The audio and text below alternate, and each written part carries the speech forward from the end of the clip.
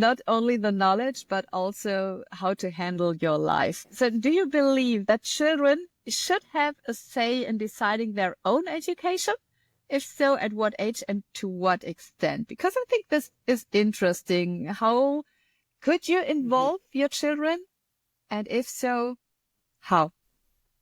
That is a really great question. Nobody's ever asked me that, but thinking about all the different parents that I've talked to and all the different podcasts that I've been on that we've talked about different things, the children are involved. When they're little, it's mostly because of observation. You're looking at how they're learning, what they're interested in, and that really lets them give you a voice into how they're learning and where they go to school, right? And also those behaviors. I don't want to go to school. I don't like school. Those words that come out of your child's mouth. So in that way, they influence, but of course, they don't really help make the decision. When they get old enough to really understand the situation, so I'm probably thinking 10 or so, then if they really say, no, I don't want to go to school, I want to do something different.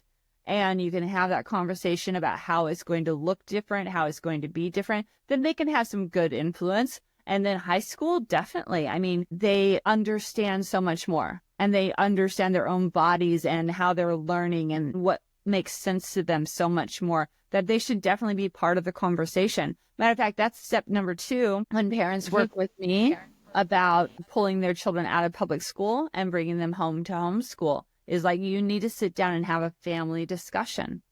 How will this look different?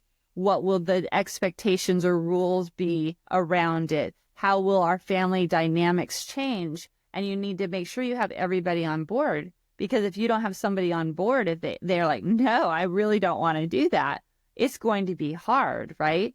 But then as a parent, you're still in charge. So yes, they get to make their voices known. They get to share their opinions. And hopefully as a good parent, you're taking that all in. But you as a parent really do have to make the final decision, at least for a while. Yeah.